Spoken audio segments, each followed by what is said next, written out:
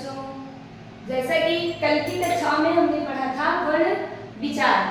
वर्ण विचार में हमने पढ़ा था कि वर्ण क्या है, वर्ण के कितने भेद होते हैं, स्वर और व्यंजन।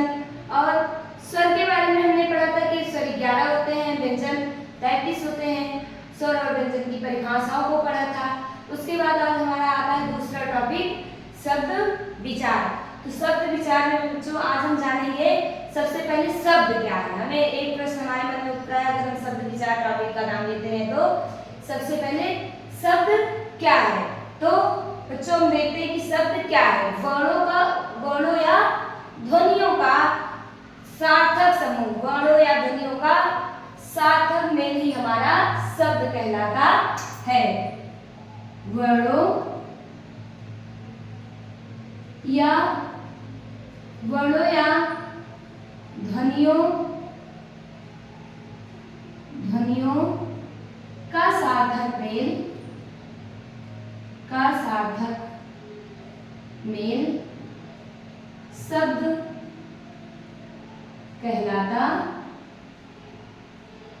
शब्द कहलाता है। देखो बच्चों, वर्णों या ध्वनियों का सार्थक मेल ही हमारा शब्द कहलाता है। अब हमें ये देखना है कि हम शब्द वर्ण से हम कैसे शब्द वर्ण या ध्वनियों यानी कई वर्ण या कई ध्वनियों को मिला करके हम क्या बनाते हैं, शब्द। कई वर्णों और कई ध्वनियों को मिला करके हम शब्द बनाते हैं। तो जैसे हमारा हो गया वर्ण, देखो जैसे वा क्या हो गया हमारा, वर्ण हो गया। उसके बाद हा, ये हमारा हो गया वर्ण हो गया।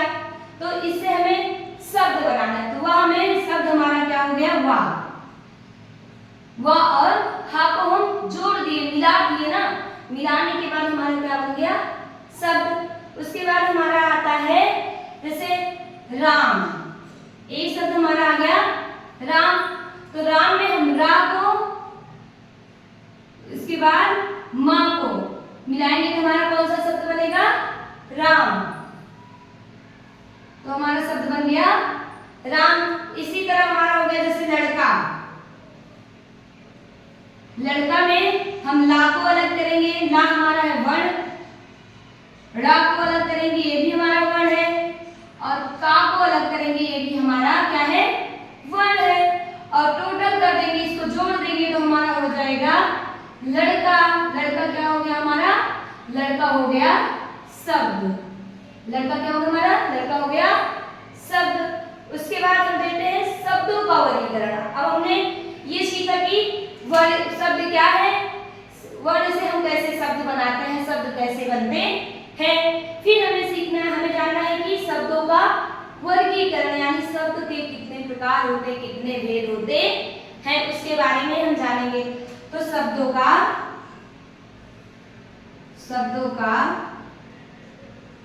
वर्गीकरण हम जानेंगे।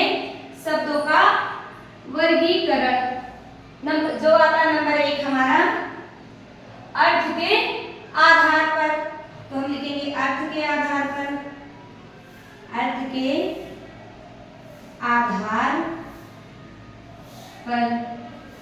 नंबर 2 हमारा आता है उत्पत्ति के आधार पर।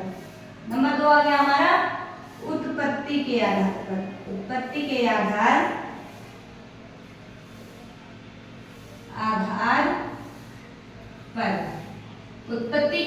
पर। फिर हमारा तीसरा हमारा आता है कि रचना के आधार पर। रचना के आधार पर। फिर हमारा था रूपांतर। चौथा आता है वह शब्द हमारा रूपांतर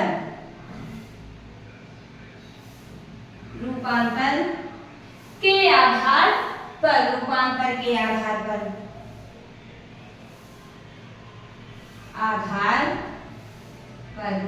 के आधार पर हमारा हो गया।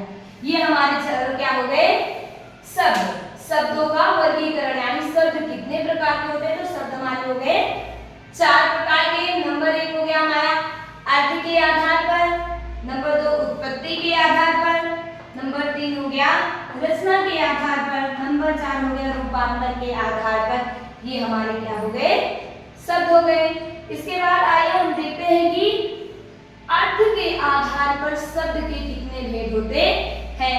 अभी तक मैंने शब्दों के भेद देखा, अब इसमें से अलग अलग करके देखेंगे कि अर्थ के आधार पर कितने भेद होंगे, उत्पत्ति के आधार पर कितने भेद होंगे, रचना के आधार पर कितने भेद होंगे और रूपांतर के आधार पर कितने भेद होते हैं। आज हम उसको जानेंगे।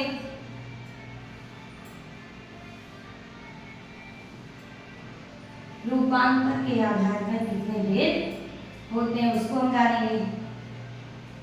तो हमारा हो गया, पहले हम देखेंगे अर्थ पूरा। अर्थ के आधार पर, अर्थ के आधार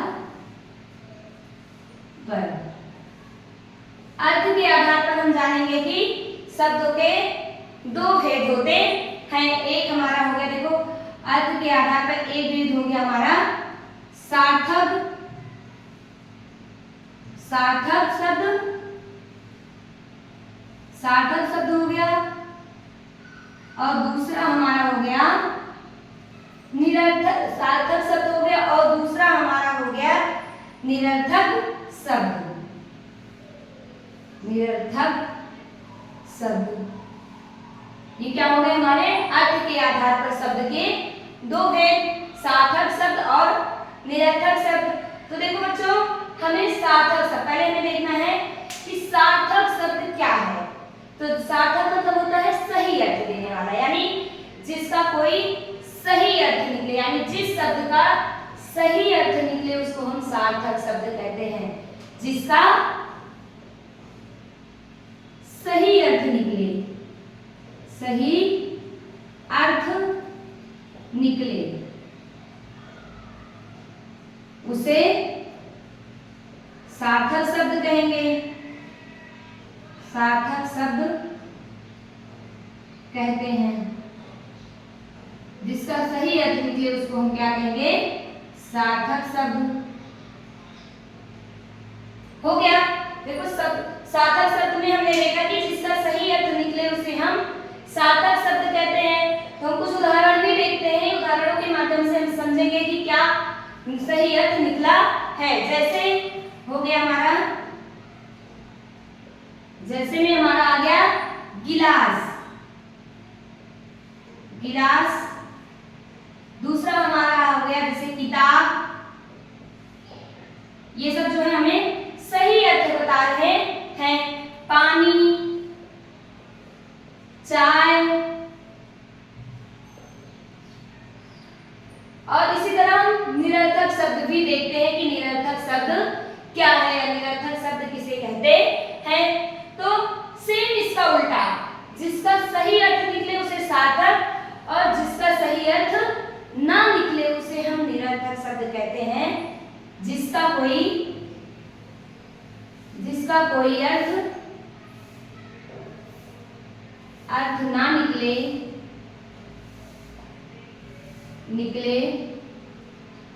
उसे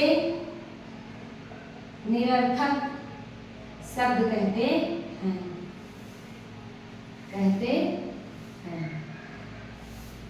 जिसका कोई अर्थ ना निकले उसे हम निरर्थक शब्द कहते हैं। बच्चों देखो, सार्थक में जिसमें सही अर्थ निकलता है उसे हम सार्थक शब्द कहते हैं, और जिसमें कोई अर्थ नहीं निकलता है उसे निरर्थक शब्द कहते हैं। अब हमें सार्थक और निरर्थक शब्द के उदाहरणों में समझना है। इसमें हो गया जैसे, देखिए बच्चों, इसमें है गिलास। गिलास क्या हमारा एक सार्थक शब्द है, और गिलास को हम उल्टा कर देंगे। ला, पहले हो गया हमारा सा, ला, गी। तो इस शब्द का कोई अर्थ नहीं है। गिलास शुद्ध शब्द है, इसका शुद्ध अर्थ भी, सही अर्थ भी बताता है, और शलागी हमारा जो है शुद्ध शब्द नहीं है। जैसे हो गया किताब को देखो, बा, ता, की, बता की, यानी किताब हमारा सार्थक शब्द यानी सही पानी हमारा जो है वो अशुद्ध शब्द है, यानी निरर्थक शब्द है। अशुद्ध मतलब होता है निरर्थक, जिसका कोई अर्थ ना हो, उसे हम निरर्थक शब्द कहते हैं। फिर हमारा देखिए पानी, तो कर दीजिए नी पा, इसका भी कोई अर्थ नहीं है। पानी हमारा अर्थ बता रहा है, पानी यानी पीने के लिए, जो पीने वाला होता है उसे पानी, और जो है नीपा, नीपा का कोई अर्थ नहीं है, यानी वो गलत है, वो निरर्थक शब्द है। फिर हमारा आता है चाय या चाय, ये चाय, इसका भी कोई अर्थ नहीं है, चाय हमारा शुद्ध शब्द है। तो इसमें हमें लगता है कि ये चीजें सार्थक और निरर्थक शब्द आप लोगों को बहुत अच्छी तरीके से समझ में आए होंगे। उसके बाद हम दूसरा देखते हैं, जैसे अर्थ के आधार पर हो गया। अर्थ के आधार पर दो भेद होते हैं, दो भेद होते हैं अर्थ के आधार पर हमारे शब्द के दो भेद होते हैं, सार्थक और निरर्थक। तो हमने सार्थक और निरर्थक शब्दों को अच्छे से देखा है और समझा है। उसके बाद हमारा आता है नंबर 2, दूसरा जो है उत्पत्ति के आधार पर शब्द के भेद, यानी उत्पत्ति के आधार पर शब्द के कितने भेद होते हैं। तो बच्चों हमने इतना देखा, आगे की क्लासों में हम देखेंगे कि शब्द के और जो 3 भेद बचे हुए उसके बारे में देखेंगे नेक्स्ट क्लास में। और सार्थक और निरर्थक को हमने अभी ये टॉपिक खत्म किया। दूसरा टॉपिक जो हमारा आता है वो उत्पत्ति के आधार पर शब्द के कितने भेद होते हैं। तो हम ऐसे आप लोगों को बता देते हैं कि उत्पत्ति के आधार पर शब्द के 4 भेद होते हैं, तत्सम, तद्भव, देशज और विदेशज शब्द, जो कल की कक्षाओं में हम पढ़ेंगे। तब तक के लिए